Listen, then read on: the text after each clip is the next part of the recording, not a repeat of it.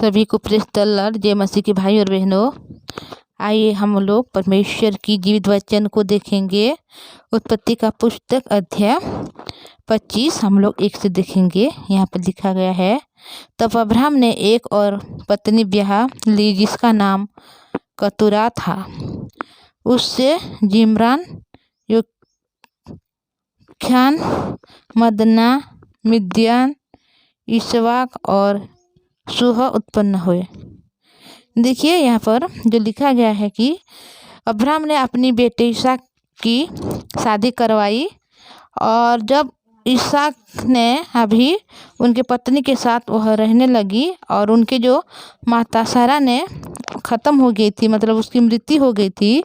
तत्पश्चात वह बहुत अशांति थी, बहुत दुख तकलीफ में थी। और जब वह रिबका से शादी हो गया उसका, तो वह शांति को प्राप्त की। तभी अब्राहम ने और एक स्त्री को यहाँ पर ब्याह कर रहे हैं जिसका नाम है कतूरा। और उनसे जब हम आगे के देखते हैं तो उनके द्वारा बहुत सारे जो पुत्र उत्पन्न हो रहा है उनके टाइम में। और जब सब कुछ हो गया तो बहुत सारे वंश यहाँ पर, मतलब उनसे कौन उत्पन्न हुआ, किसके बाद कौन उत्पन्न हुआ, हर एक विषय में यहाँ पर लिखा गया है।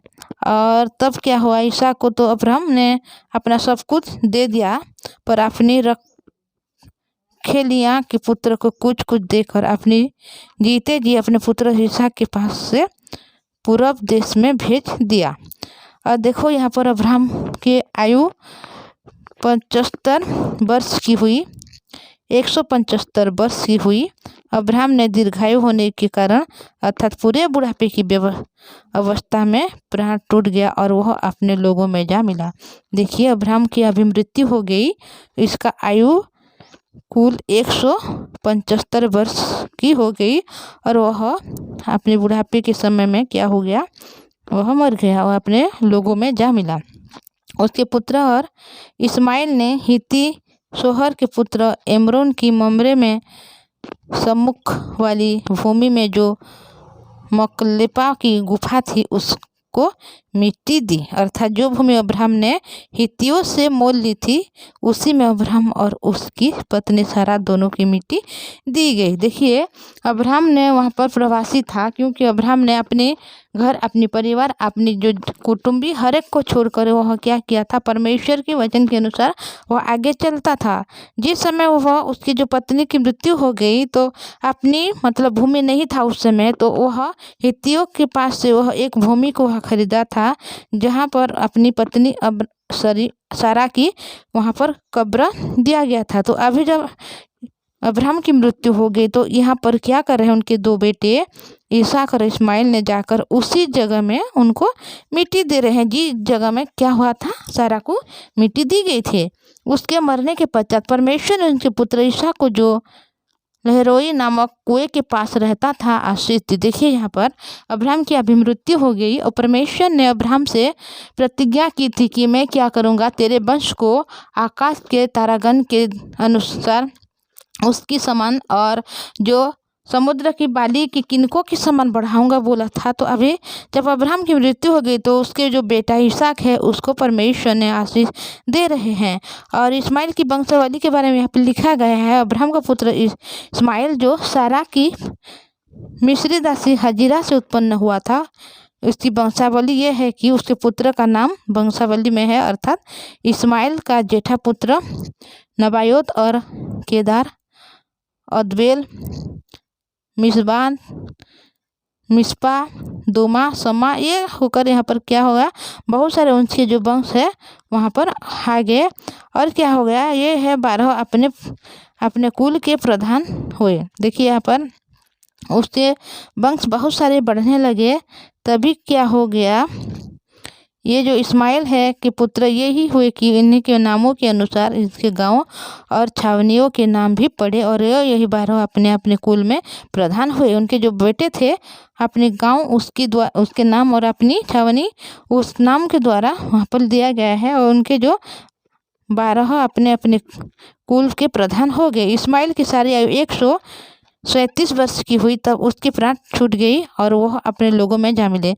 देखिए अब्राहम अभी उसका ख़त्म हो गया, उसके आयु हो गया 175 और जो इसका बेटा है इस्माइल उसका वर्ष हो गया 137 वर्ष का हुआ तब वह क्या हो गया, वह उसकी मृत्यु हो गई। वो जाके किसके साथ मिल गया, अपने लोगों के साथ। उसके वंश हवीला के सुर तक जो मिस्र के सम्मुख अशूर के मार्ग में है बस गए और उसका भाग उसके सब भाई बंधुओं के सम्मुख पड़ा।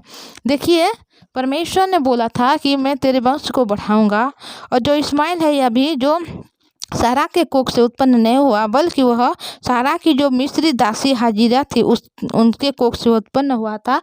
पर परमेश्वर ने जिस प्रकार परमेश्वर अब्राहम को आशीष दिया था कि मैं तेरे वंश को बढ़ाऊंगा बोल के, इसी कारण से हो कि यहाँ हालांकि क्या है कि जो इस्माइल है सारा के कोख से नहीं हुआ बल्कि हाजिरा के कोख से हुआ, पर वो किसका पुत्र है, अब्राहम का पुत्र है। इसी वजह से अभी परमेश्वर ने इस्माइल को भी यहाँ पर नहीं छोड़ा बल्कि इस्माइल को भी परमेश्वर ने यहाँ पर क्या कर रहे हैं, अनुग्रह दे रहे हैं, आशीष दे रहे हैं, उनके वंश को भी बहुत सारे बढ़ा रहे हैं। भाई और बहनों जब वचन हम देखते हैं परमेश्वर की, जो वचन परमेश्वर कहता है हर एक वचन को परमेश्वर पूरा करता है क्योंकि परमेश्वर ही सत्य है। परमेश्वर के हर एक काम जो उसके वचन के द्वारा कही गई है हर बात को परमेश्वर पूरा करता है क्योंकि परमेश्वर मनुष्य नहीं है कि वो अपनी बातों में मुकर जाए। मनुष्य है कुछ बात करेंगे, कुछ वादा भी करेंगे, पर हर एक बात में वो क्या करता है अपने मन के हिसाब से वो बढ़ता जाता है, उतरता जाता है और हर एक बात को तोड़ता जाता है। पर परमेश्वर एक है जो आदि है जो अंत है, परमेश्वर जो अल्फा ओमेगा है, परमेश्वर जो सत्य है। हर समय जिस समय परमेश्वर ने अब्राहम के समय जिस प्रकार था इसी समय जब हम अपने जीवन में व्यतीत कर रहे हैं अभी इसी समय भी परमेश्वर सिर्फ उसी प्रकार है। परमेश्वर ने अब्राहम को आशीष दिया, उसको बुलाया और उनके कुल को, उनके जो वंश को बड़ा बनाया और पृथ्वी के हर जगह में उसकी वंश को क्या किया, फैलाया। तो परमेश्वर ने भाई और बहनों आपको चुना है, आपको बुलाया है क्योंकि परमेश्वर चाहता है कि आप बहुतायत से क्या पाए, आशीष को पाए, अनुग्रह को पाए। क्योंकि परमेश्वर हर एक मनुष्य से प्रेम करता है और परमेश्वर की इच्छा है कि कोई भी मनुष्य क्या ना हो, नाश ना हो, बल्कि हर एक मनुष्य क्या करे, परमेश्वर की स्वर्ग राज जो है वहाँ पर जाकर क्या करे, राज्य करें।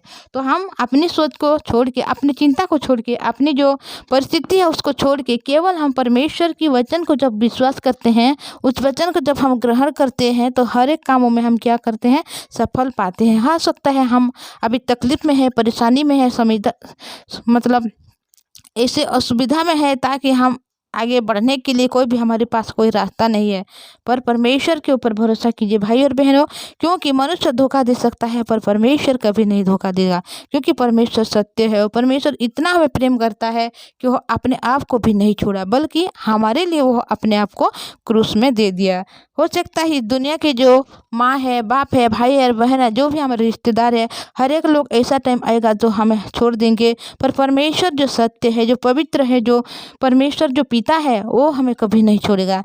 क्योंकि अभी जब अब्राहम नहीं है उसके साथ, ईसा के साथ, तो परमेश्वर ईसा को अभी आशीष दे रहे हैं। केवल ईसा को नहीं भाई और बहनों बल्कि इस्माइल को भी यहाँ पर आशीष दे रहे कर क्या करें, उनके सारे जो कुल है उनको बहुत ताय से बढ़ा रहे हैं।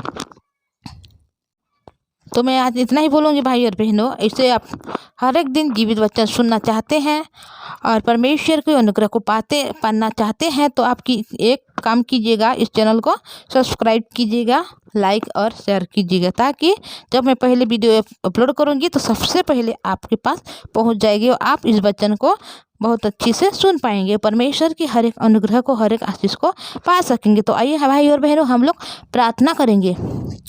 पवित्र परमेश्वर पिता जी, धन्यवाद करती हूँ, आपने दया अनुग्रह आशीष किया प्रभु। आज जब हम आपके पवित्र वचन को देखते हैं प्रभु परमेश्वर पिता, कि यहाँ पर परमेश्वर आपने कितनी महान रीति से पवित्र परमेश्वर पिता जी काम कर रहे हैं।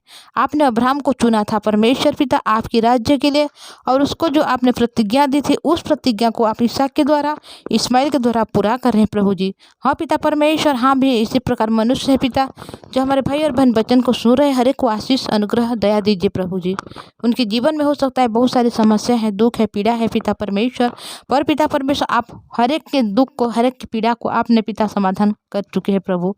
हाँ पिता पिता हमारे हृदय में इस प्रकार विश्वास को आप स्थापित कीजिए प्रभु कि हम केवल आपकी जीवित वचन को विश्वास करने वाले बने प्रभु। हाँ पिता, हम इस प्रकार मनुष्य है कि हम शैतान के द्वारा पकड़ाए जाते हैं, हर एक सोच के द्वारा पकड़ाए जाते हैं, हर एक चिंता के द्वारा पकड़ाए जाते हैं, जिस कारण से हम केवल दुखित होते हैं, परेशानी ही उठाते हैं प्रभु जी।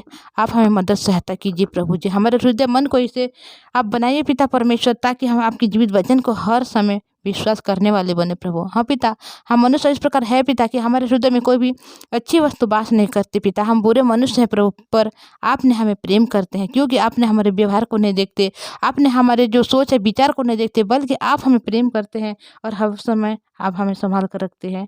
आपके पवित्र नाम को धन्यवाद करते हुए यीशु के नाम से मांगते हूँ, आमीन।